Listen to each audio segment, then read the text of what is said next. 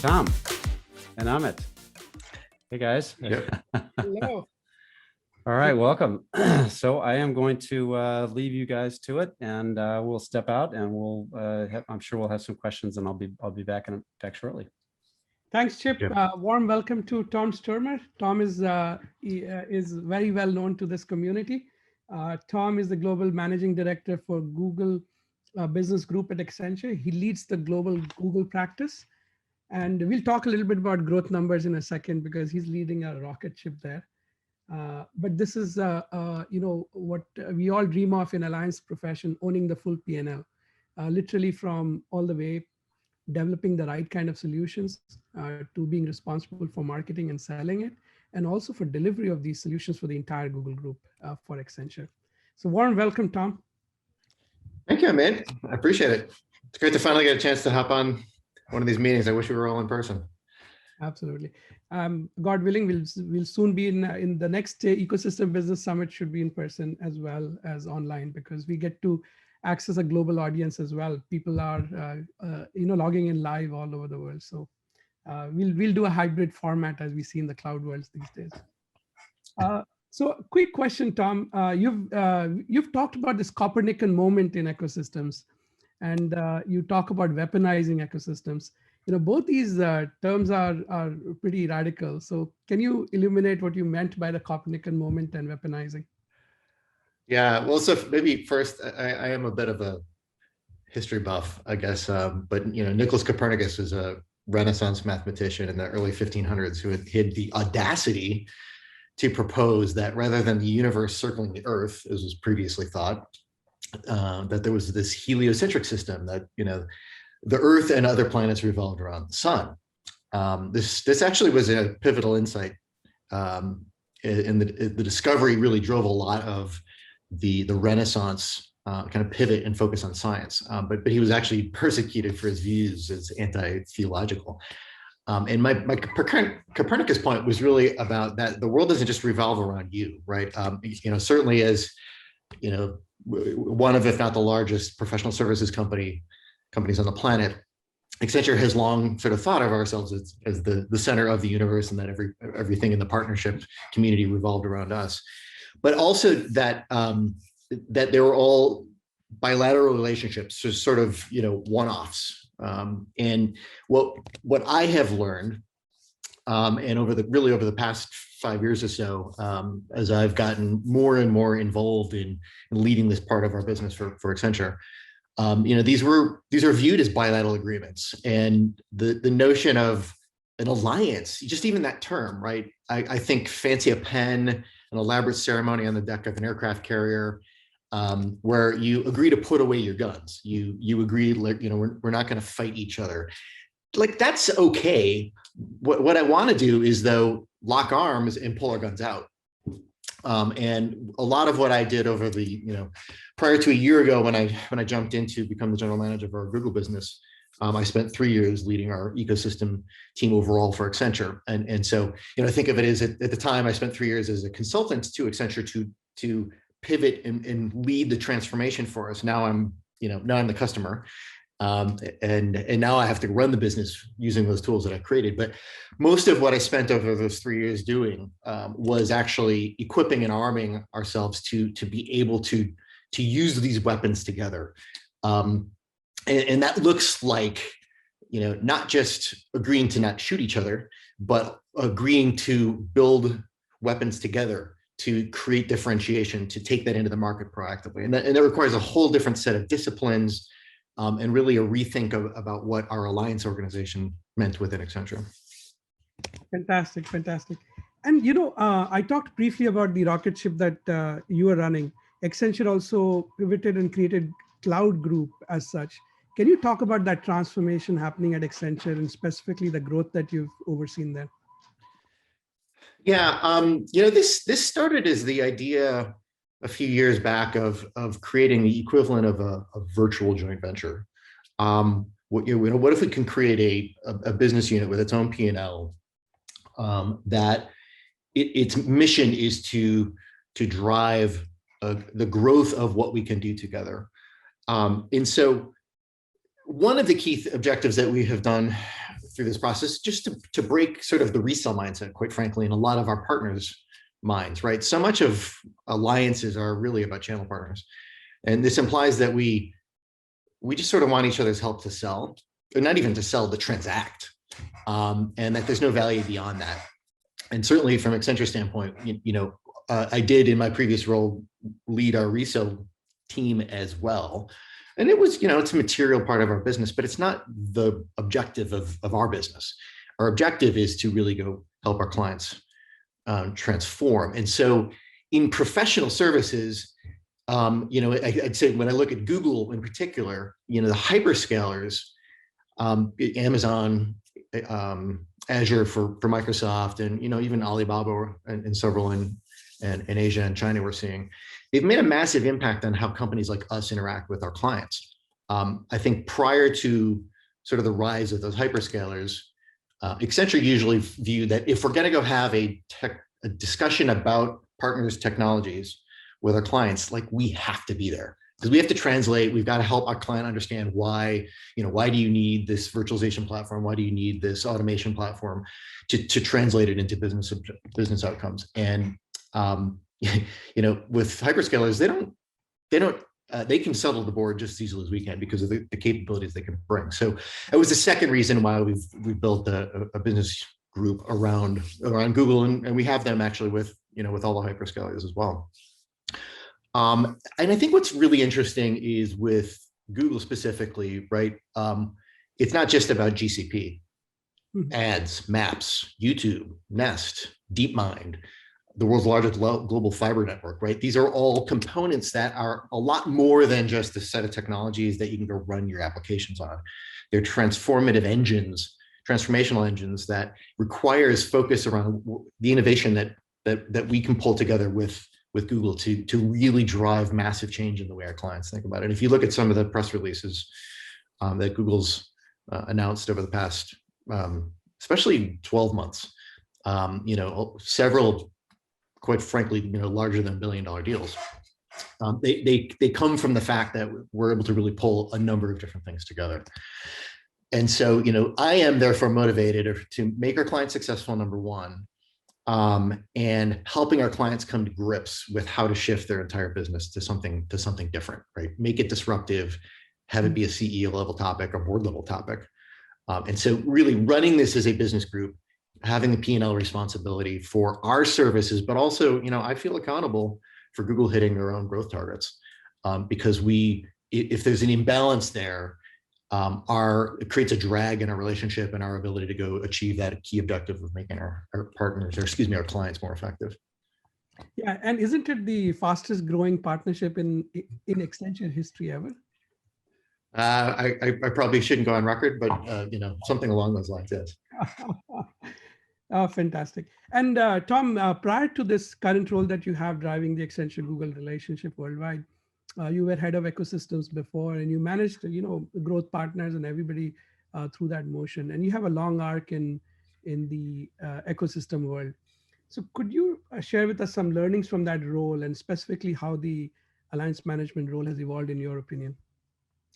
Sure. Yeah, actually, I hadn't thought about the fact that arc started way before 3 or 4 years ago. But as someone who's always been in this sort of the software industry in particular, my clients that I used to sell to, I always thought of as partners as well. But I'd say up till about 4 or 5 years ago, I think alliances, sort of the profession, has continued to evolve. And I'm sort of pleased that alliances name is starting to fade. Ecosystem, channel, there's various names that it comes by, but generally maybe 5 years ago it was really about being connector.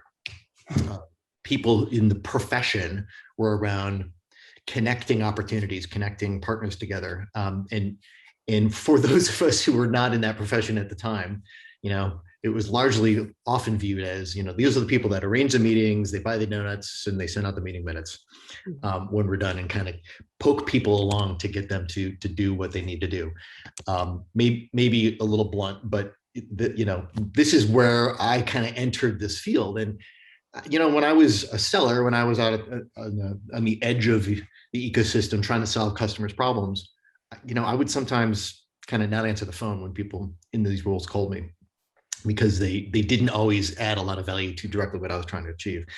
And so, one of the pivots that I saw through that course of time was, I personally killed the name alliances just to create a fresh start and to force people to think a different way. And what I did was take a much more business development approach, proactively pushing into the market.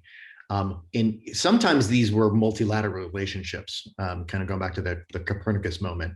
And at a minimum, because what we were doing was pivoting from sort of a reactive connector mode to a proactive pusher, this required a set of different disciplines to be able to account for adjacent partners and swim lanes, and how do we keep from conflicts happening. And if we're going to start making investments into assets that we can differentiate and push into the marketplace, that means we need to have a product management function. That means we need to have sort of a little bit of air traffic control around, you can invest there, but you need to invest over here instead of on the same place. So those kinds of disciplines, I think the pivot that I saw through that course of time in leading that ecosystem business was I had to instill and build a lot of new capabilities. I'm not going to lie, we turned over quite a few people. I'd say there's sort of a third of the folks were already behaving this way, a third of the folks wanted to behave this way but didn't think they could, and a third, I'm not sure were able to. And so as we pivoted the ship, it really unleashed a lot of excitement. And I can still remember 4 years ago, so starting to talk to some of our partners about how we're thinking differently about this. And I couldn't believe how excited they were that, hey, this means we can go create something really unique in the market, and your sellers and our sellers will both understand that differentiation. So, that was my big lesson. And now I'm sort of getting the opportunity to exploit that as I move into a general manager role. Fantastic. What an insight there. Moving from connectors to real market developers and category creators owning P&L. That's awesome. In this, now let's get to the present and here and now. Talk about the latest and the greatest, if you will, of what has changed, right? So let's talk about the engagement model. So when you have a one-on-one engagement with, let's say, Google, how have you defined that engagement model? And in that context, if you can talk about also the multi-partnering around it. So give some examples of how real world business feels like from an Accenture, point of view. Okay. Well, it's complicated. So to your point, it's gone from a simple one-to-one to a kind of a much deeper engagement model where we're engaging with multiple partners. And I would say that, again, like a hyperscaler in general, Google's is no exception. These are typically multi-layered within any given client. Right, there are a whole lot of multilateral relationships happening inside of just a single opportunity. And for example, there's ISVs that are running on the cloud providers that are solving specific business problems. There are technology partners that are embedded inside of these pieces. There's say cloud native development that's happening that our clients are trying to deploy, and there's a number of partners inside of there. I mean, like MongoDB, Automation Anywhere, NetApp, and Cisco. Right? There's a number of components that you need to really assemble almost on the fly, on a sort of a build to purpose case for every one of these opportunities, because at least if the shift we're seeing in the marketplace around cloud and transformation and the massive acceleration that COVID pandemic has created in the marketplace, where clients are suddenly taking it very seriously, that we need agility, we need scalability, we need to be able to spin up a new business very quickly, we need to be data centric. All of these forcing functions are driving a totally different dynamic in the marketplace. And so clients really want to sort of put their arms around this whole thing and push it forward. And so, the engagement model is really no longer just about, in my case, Accenture Google.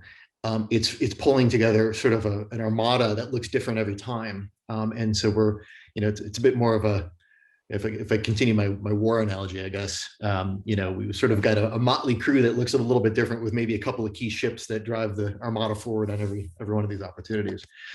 And so the agility that our teams need to have in any given deal, and thinking about, what are we assembling? Because a lot of times, I'd say 2 years ago, we spent a lot of time focusing on the pre-built sort of key bilateral pieces, and that's still important. But we've got to have some optionality and some additional enhancements in any given circumstance. And so that's been a pretty significant shift in how we're interacting and how we're co-selling, where we have to pull people together. And so, as you can imagine, the kind of flywheel generator that the ecosystem team creates and the ability to interact with multiple partners on a given deal becomes more and more important for us. Fantastic. What I observed from your answer is that these hyperscalers are not only a massive storehouse of, amazing tech themselves, like, from Google in case of marketing and GCP, AI and ops and, fiber and everything, right? You have those things, but they've augmented it with all the ISV applications, take NetApp, take Cisco, take, MongoDB, for example. And now if you look at all this combinatorial that's happening at a dynamic market pace, this is mind blowing, right? And when you see your role as putting together the armada, to borrow your phrase, to the right client needs, this is a dynamic shifting proposition, right? Right. Awesome. So now let's a lot of people on this call want to partner with Accenture. They are partners to Accenture. Things are shifting. Your expectations are shifting. So what's your advice to current partners or would-be partners to Accenture? Like, what do you expect out of them? Well, so you're right. Actually, Jason and Julia and I are all, our organizations are all already partnering and looking for more ways to do it. I guess I have a couple of sort of guiding points. I'd say, first of all, don't look at us as a channel. Don't expect from us that we are a channel. And I mean that in that we're not, it's not because we're not going to create a channel for you, but if that is your sole objective, I will tell you right now that we are terrible software and hardware salespeople. We don't know how to kind of go, we're not naturally geared towards we'll go architect a bomb of your product and other products for a specific customer. What we are great at is, in this industry, these are the problems, here's how we parse it out, here's how we go build a massive transformation program and create demand from the customer. And we know that your product needs to come into that, and we will pre-assemble pieces of it. But I don't want to say sooner or later because it sounds like a long time, but our objective is not to sell your stuff. Our objective is to solve the client's needs. And so we often find in partnerships that we are looking to form that disconnect of, I just want you to kind of push my stuff. I'm seeing less of it, but it is sort of one of the key points I would point out is that although we do act as a channel, with a decent volume of gross agency or direct sales, that's not why we exist. And I think a second point I would point out would be just looking for unique differentiation, right? And it's not just about your product against your competitors' products. It's about how can we lead in, maybe jointly invest to create, additional connectivity. We've got a lot of industry assets, but think of it in terms of how can we both tell our joint story to our respective sales teams in a way they understand why, if a client asks for your technology, or ask for help in this space, I should know that with your technology versus your competitor's technology, it's better because we have something special, not just because your bit flow is higher rate or your scalability is higher.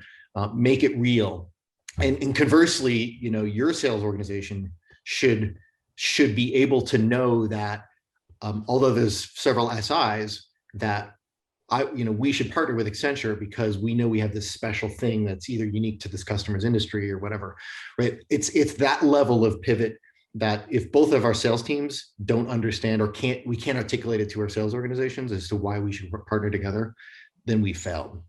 And so that requires a little bit of a different outlook, a different way to think about it. And then I'd say the last piece is just being willing to invest to achieve some of those goals and to drive that differentiation further. And so this looks like, products, offerings, industry verticalization, being able to have some jump starts. And often we find just pick an intersection of a specific industry, specific geo, build it on the backs of one or two successes, and let's kind of compile and assemble the conclusions. and productize it in a way that, again, it's sort of without the two of us, it doesn't exist. And that is the kernel that starts to grow a whole, a whole garden of flowers and plants, etc. Yeah, yeah. So Tom, coming back to WorkSpan for a quick second, when you were in your last ecosystem role, you picked WorkSpan to manage a change. And for us internally at WorkSpan, it was that the Jedi Master is choosing us, and we are like, hey, we are called on to do something. So what was inserting that change within Accenture from your perspective look like? Because it is a change, it is difference. And a lot of customers here or companies who are looking at WorkSpan, they have to drive this change. So what advice, given that you've done that, do you have for those guys? Well, I'd say let me start a bit with how we have worked with you, because I think we had a lot of interesting discussions, some brainstorming, some like we need this, we need that, yeah. And I think we had a good evolution. I mean, 2 years ago, two and a half years ago, something like that, when we really started working together. I think your products evolved quite a bit, and I think a lot of what you had at the time was really geared towards reseller programs and being able to track deals that way.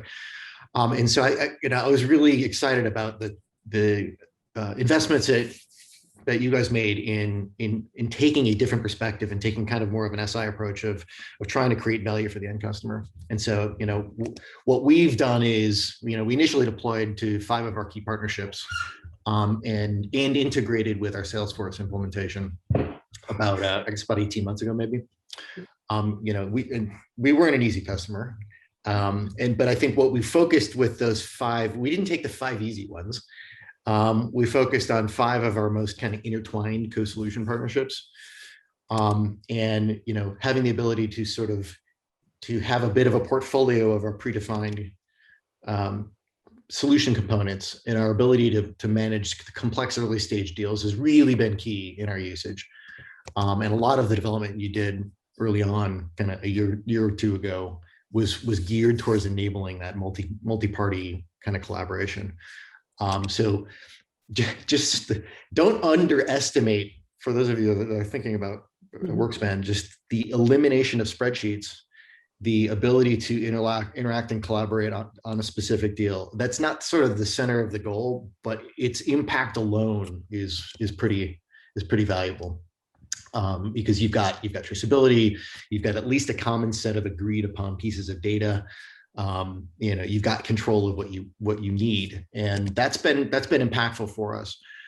And so I'd say that as we've moved into these sort of 3-way deals, with a couple of our key partners that have a footprint that we're expanding to pull other partners in. This is becoming a lot more important and a lot more indispensable for the work that we're doing. So it's been good. Thank you, Tom. And the pioneering work you did with HP, with David Stone there, and Accenture optimized hybrid clouds, those are great examples. David was in a prior session where he talked about that. So fantastic. Thank you so much. Chip, it's time for audience questions, and I know several have actually come up. Yeah, there have been some questions. That was fantastic, Tom. I love how you're you really are an innovator and a disruptor. You come in and change the name of the whole organization and all that. So to really get people thinking differently. I love that. So yeah, we have a question. Let's see, there's a question from Frank Della Rosa. Says, hi, Tom, you mentioned ISVs. What are some of the changes related to application build versus buy decisions? How does cloud native architecture impact this decision, composable services, et cetera? Yeah, interesting question, Frank. I think my first observation is that the choice of an ISV as to onto which cloud they are going to deploy their base product has had a sort of a surprising impact in a lot of other follow-on trickle-down things, right? So fintech, health tech have been a couple areas where we've seen a pretty strong move to kind of get their product into into a cloud. And what we're seeing is that the ripple through effect of sort of, okay, now the data is there. In that cloud, as an enterprise, as a customer of that product that happens to sit on that cloud, if I am a customer of that cloud and I am consuming the data services of that cloud, I suddenly have a lot more power to exploit the data that is in that product. You know, we've seen this around SAP. We've seen this around, you know, so sort of even SAP. I don't know that I would call it an ISV necessarily, but it's a sort of an application that sits on now 3 different clouds through the RISE program.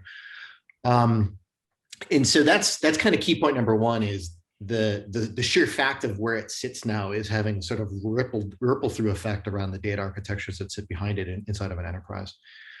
The second thing I'm seeing is that a lot of times the cloud providers are working with those ISVs to help to re-architect and start to sort of spin off. They're starting a little bit with kind of microarchitectures and microservices that allow different kinds of consumption.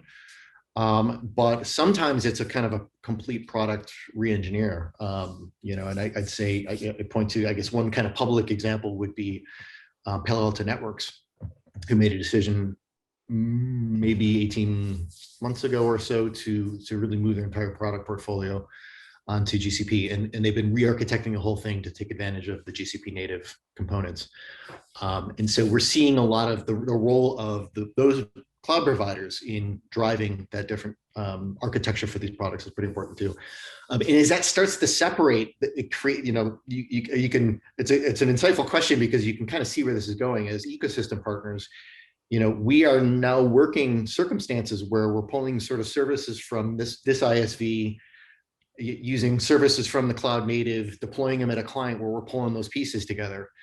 And it just creates a totally different sort of next level down level of abstraction that enables us to take a whole different set of services to our clients, because we can actually just pull pieces that are really suit to purpose. Excellent, excellent. You know, again, we did have another, so let's do one more question. This came in saying, let's see, what are you, let's see. What about helping clients to unlock the added value of Google platforms? Not sure exactly. Yeah. Yeah, I'm looking for that question to see. What is the question? Yeah, maybe it was a comment. What about adding value using Google technology, right? Yeah, I think maybe it's how is Accenture adding value to Google platforms? Maybe I think that's the question. Well, I'll answer that quickly in 2 specific ways, and then there's a lot of ways I can't really talk about. But you know, I think number one is that, going back to my previous point about Google, right? Alphabet is a really exciting company with a lot of different components of technology, and it just simply ads and GCP are 2 good examples, right? There's this pivot around cookieless feature and eliminating, you know, kind of data privacy and empowering customers to collect more of their own first-party data about customers and consumers that they maybe didn't have to worry about before, because they could take advantage of cookies in clearinghouses that would create sort of first-party metrics around individuals. And so pulling those pieces together and working with Alphabet to bring the power of it to enterprises is one way that we're adding a lot of value. And starting to kind of link those pieces. The second area I would point to is just really about industry specificity. And this is sort of a bit of a race with the hyperscalers right now. Okay, we've got infrastructure. Okay, we've got data. There's still a little bit of differentiation one or the other, but the infrastructure is kind of now, you know, except for bits and points here and there, is mostly consistent across them. Data is a little more competitive. But above that, kind of what next, and how do we create industry-specific clouds that help specific problems in those industries? And that's an area where we're spending a lot of time with our end customers in building things and helping our clients sort of take advantage of Google in this case in a very specific way that's unique to their industries. Awesome, awesome. Hey, yeah, Chip, why don't we wrap up with this comment? I think Scott summarized very well what Tom was saying. that we are not your channel. We are a channel to bring solutions that benefit the client. Neatly summarizes the Copernican moment, the expectation out of partners, and really the massive transformation that's happening with technology and partnerships connected. Tom, thank you so much for joining